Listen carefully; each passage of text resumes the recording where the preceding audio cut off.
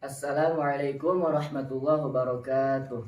Bismillahirrahmanirrahim. Qala al-musannif rahimahullahu ta'ala faslun, sebuah pasal atau pembahasan. Wa furudul wudu'i, bermula fardu-fardunya wudu, sittatu asya'a, yaitu ada 6 perkara. An-niyatu, niat, inda ghusl wajhi, ketika membasuh wajah. Wa ghusl wajhi, dan membasuh wajah. Wa ghusl yadaini, dan membasuh kedua tangan, ilal mirfaqaini, hingga kedua sikut. Wa mashu ba'di ra'si, dan mengusap sebagian kepala. Wa ghusl rijlaini, dan membasuh kedua kaki, ilal ka'baini, hingga kedua mata kaki. Wa tartibu, dan tertib atau berurutan, ala ma dzakarnahu, atas apa yang telah kami sebutkan. Wa furudul wudu'i sittatu asya'a, fardunya wudu ada 6 perkara. An-niyatu 'inda ghusl wajhi, yang pertama niat ketika membasuh wajah. Wa ghusl wajhi, dan yang kedua membasuh wajah. Wa ghusl yadaini ilal mirfaqaini, dan yang ketiga membasuh kedua tangan hingga kedua sikut. Wa mashu ba'di ra'si, dan yang keempat mengusap sebagian kepala. Wa ghusl rijlaini ilal ka'baini, dan yang kelima membasuh kedua kaki hingga kedua mata kaki. Wa tartibu ala ma dzakarnahu, dan yang keenam tertib atau berurutan atas sesuatu yang telah kami sebutkan. Faslun, sebuah pasal atau pembahasan. Pasal ini menjelaskan tentang fardu-fardunya wudu. Di dalam lafaz al-wudu, jika terbaca dhamma huruf waw-nya, menurut pendapat yang paling masyhur adalah nama pekerjaannya atau perbuatannya. Sedangkan apabila terbaca fathah huruf waw-nya atau al-wudu, merupakan nama barang yang digunakan untuk berwudu. Contohnya yaitu air. Jadi wudu itu perbuatannya, sedangkan wudu itu air wudunya. Lafaz yang pertama al-wudu mencakup beberapa fardu dan beberapa kesunahan. Musannif atau pengarang menyebutkan fardu-fardunya wudu di dalam perkataan beliau. Wa furudul wudu sittatu asya'a, fardunya wudu ada 6 perkara. An-niyatu 'inda ghusl wajhi, yang pertama niat ketika membasuh wajah. Hakikat niat secara syara' atau syariah adalah qasdus syai'i muqtaronan bi fi'lihi, yaitu mengerjakan sesuatu perkara disertai dengan perbuatan. Jika kita melakukannya lebih akhir daripada kesengajaannya atau niatnya, maka itu disebut azm atau rencana. Niat dilakukan saat membasuh awal bagian dari wajah, maksudnya bersamaan dengan basuhan bagian tersebut. Jadi ketika kita mengambil air wudu lalu membasuhkannya kepada wajah kita, maka ketika tangan menyentuh kulit wajah kita, disitulah kita mengucapkan niat. Sehingga saat membasuh anggota tersebut, maka orang yang wudu melakukan niat untuk membersihkan hadas yang terdapat pada dirinya. Dan ketika kita niat bersuci dari hadas tetapi tidak mengatakan kata dari hadas, maka tidak sah. Contohnya, nawaitu thaharata, maka itu tidak sah karena tidak ada kata ainil hadathi, dari hadas. Maka yang sah nawaitu taharata ainil hadathi. Dan ketika kita melakukan niat yang telah dianggap sah, lalu kita menyertakan niat untuk menyegarkan badan kita ataupun untuk membersihkan badan kita, maka wudu yang kita lakukan tetaplah sah.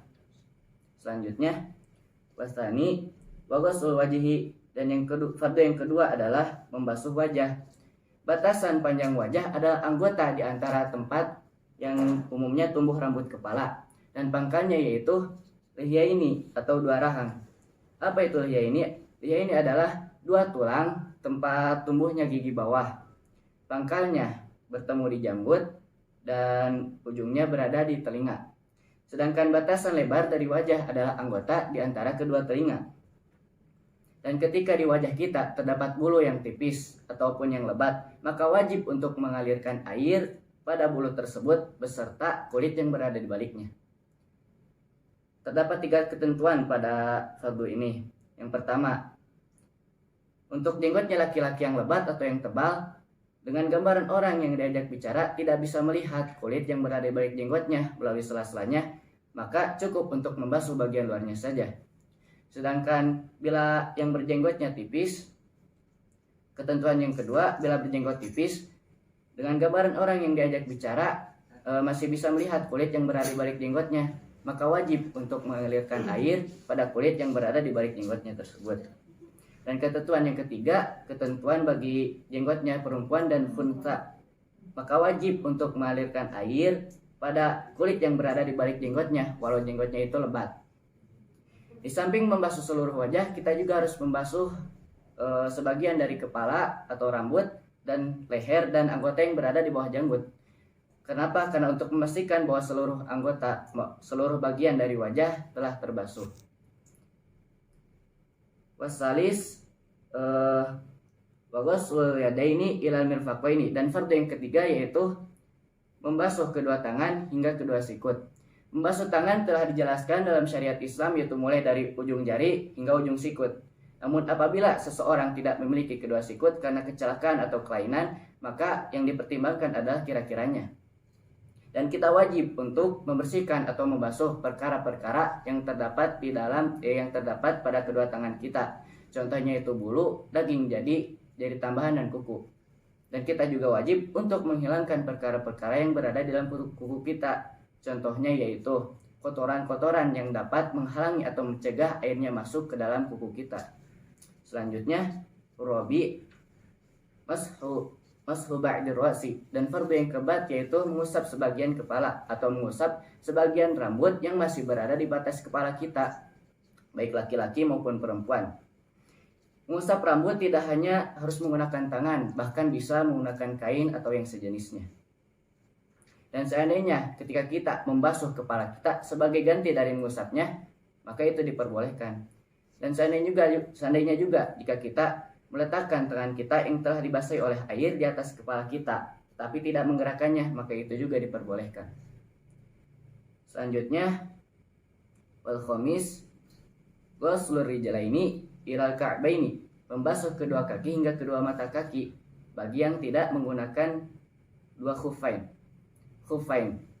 Apa itu khuffain? Ada beberapa pendapat yang menjelaskan tentang khuffain. Ada yang berpendapat bahwa khuffain itu adalah kaos kaki, ada yang berpendapat bahwa itu adalah sepatu, dan ada yang berpendapat bahwa itu adalah kaos kaki yang terbuat dari kulit.